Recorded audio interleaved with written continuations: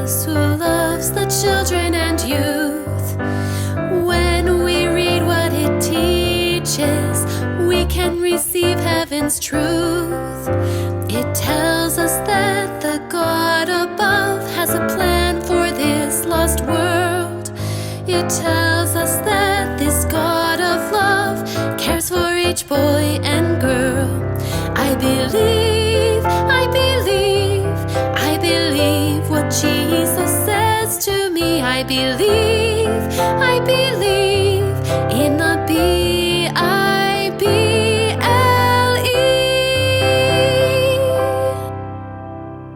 Hi friends, my name is Jonathan. And I'm his sister Michelle. Welcome to another episode of our program, I Believe, where we will learn all the basic beliefs of the Seventh-day Adventist Church. And you know what's exciting? With today's program, we're about halfway to learning all of our basic beliefs. What are we going to cover today? Today we are talking about unity in the body of Christ. Unity. That means to be together, right? It does. It reminds me of when we practice with our orchestra at church. You know how at the beginning all of us are warming up and tuning our instruments? Yeah, it sounds awful. It sounds like chaos. But then our director stands up and gets our attention and we start playing together. That's when the music sounds really nice. That's unity. So Jesus is our conductor. Is that how it was in the Bible with his disciples? Well, Jesus' disciples had very different personalities and backgrounds. And sometimes that makes it hard to be united. And after Jesus died, they met with more than 100 other men and women who were also very different. As they all prayed and studied together, they laid aside their differences, and that's when they became united around Jesus. So focusing on Jesus is what made them more united. It's a bit like a wheel. Do you see how it has spokes radiating out from the center? The center is the most important part because it holds the wheel together. And as the spokes come closer to the center, they also come closer to each other. So is that what it means for the church to have unity? Yes, we need to focus on becoming closer to Jesus. And as we get closer to Jesus, we will get closer to each other too. And you know something else about unity? What? We need to have unity even though we have diversity. What do you mean? Jesus wants the good news of salvation to be spread across the entire world, so everyone will have the opportunity to join God's family and be a part of the church, the body of Christ. There's enough room in God's kingdom for everyone, regardless of nation, race, color, or culture. This is wonderful news. It means no one is going to feel left out. It also means God's family will have so many different kinds of people. But how do we keep everyone working together? Regardless of how different we are, we should always remember that we have two things in common.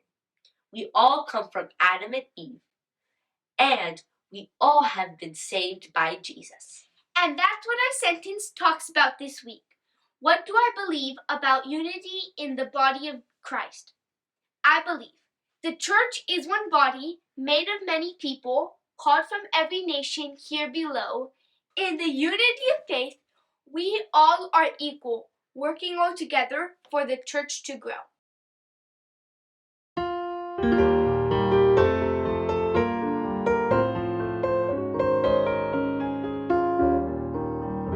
The church is one body made of many people, called from every nation here below. In the unity of faith, we all are equal, working all together for the church to grow. The church is one body made of many people, called from every nation here below. In the unity faith, we all are equal, working all together for the church to grow.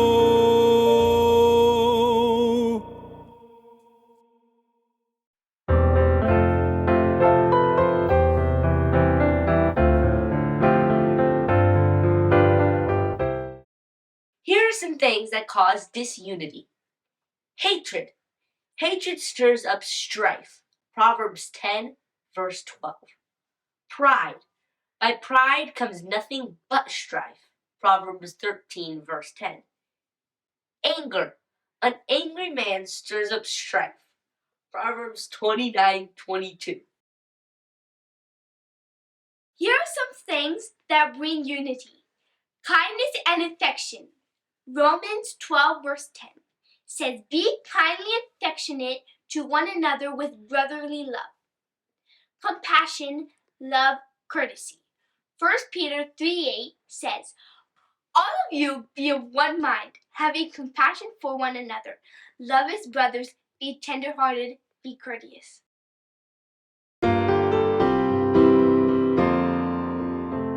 Behold how good and how pleasant it is for brethren to dwell together in unity. Psalm 133, verse 1. Behold how good and how pleasant it is for brethren to dwell together in unity. Psalm 133, verse 1.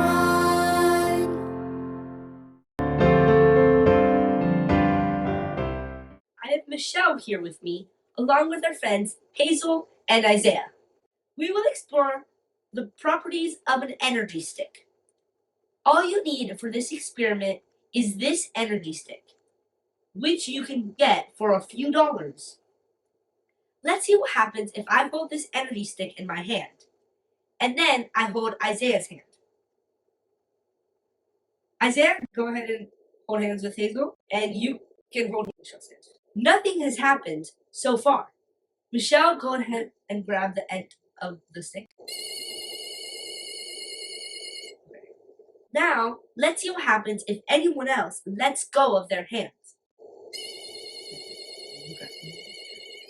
Nice.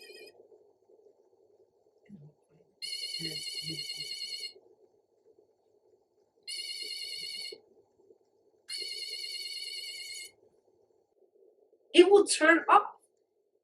Anywhere the cycle is broken, the stick turns off.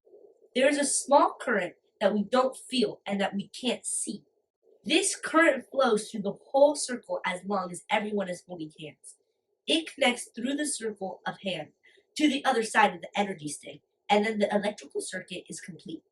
This reminds us that Jesus wants the church body to be unified, holding the same goals and knowing each other's hearts. There is power that comes from working as one, working together in Christ's name.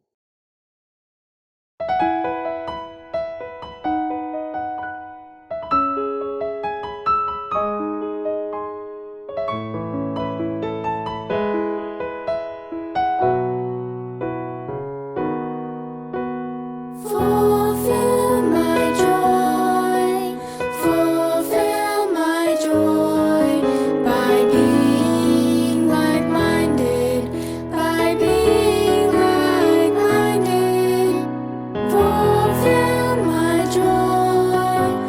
Fulfill my joy by being like-minded, Having the same love, being of one accord, of one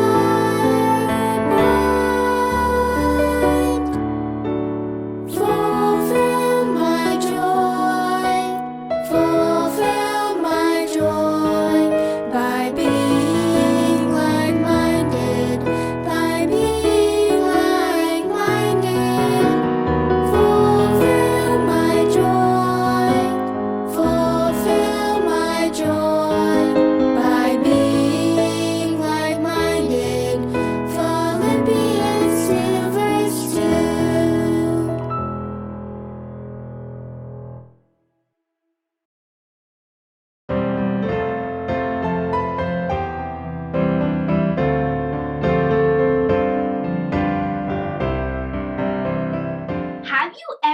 needed to move a heavy load from one place to another?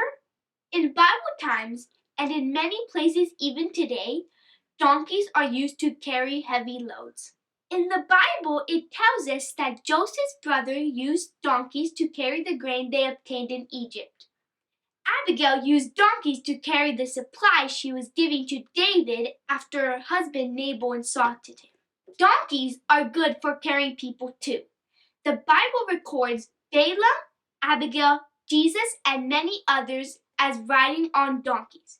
Clearly, donkeys were important animals. Perhaps now you can better understand why the 10th commandment says that we should not covet our neighbor's donkey. Now let's think about this.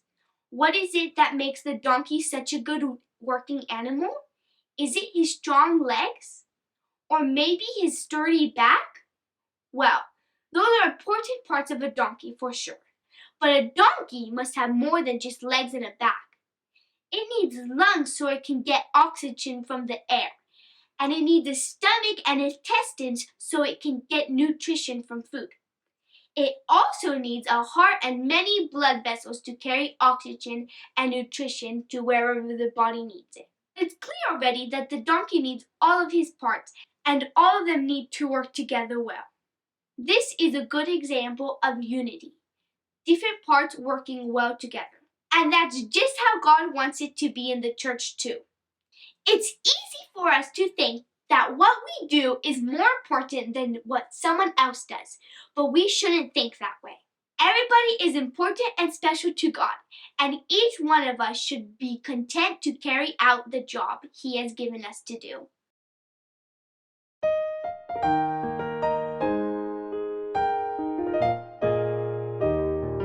There is neither Jew nor Greek. There is neither slave nor free. There is neither male nor female, for you are all one. There is neither Jew nor Greek. There is neither slave nor free. There is neither male nor female, for you are all one. You are all one in Christ Jesus. You are all one in Christ Jesus. You are all one in Christ Jesus. Galatians 3:28.